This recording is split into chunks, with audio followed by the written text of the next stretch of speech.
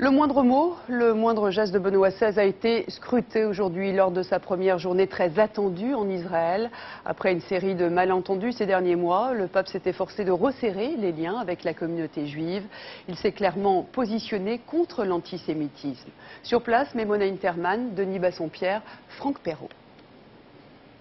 Geste historique ce soir. Un pape allemand ravive la flamme du souvenir de l'Holocauste.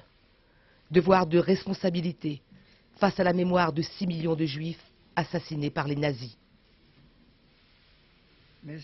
Que ces souffrances ne soient jamais niées, discréditées ou oubliées. Puissent les gens de bonne volonté rester vigilants.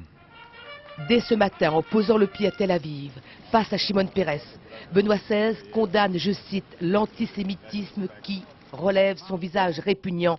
C'est totalement inacceptable, dit-il. Son devoir moral ne s'arrête pas là, il aborde directement le conflit israélo-palestinien. Je plaide, avec tous les responsables, pour un examen de chaque voie possible vers une résolution juste des difficultés considérables afin que les deux peuples puissent vivre en paix dans leurs pays respectifs, dans des frontières sûres et reconnues internationalement. Shimon Peres va lui confier que cette année, je cite, des initiatives de paix pourraient aboutir. Entre ces deux hommes de plus de 80 ans, témoins des horreurs du XXe siècle, la force des symboles. D'abord, un olivier en signe de paix. Puis, une gerbe de blé, une nouvelle variété de grains, baptisée Benoît XVI, lui précise Shimon Peres. Enfin, la complicité qui ignore le péché de gourmandise. Ensemble, ils dégustent des figues de Nazareth.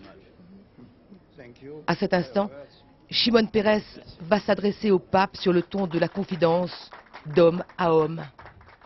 J'ai été très ému par vos réflexions à l'aéroport sur l'Holocauste et ses victimes. Je voudrais vous remercier du fond du cœur. À Jérusalem, seule une petite poignée de manifestants critiquent cette visite. D'autres demandent à voir. J'espère que ça nous apportera la paix et fera venir des touristes. Benoît XVI a tenté de concilier spirituel et politique. Un pari énorme dans cette ville divisée.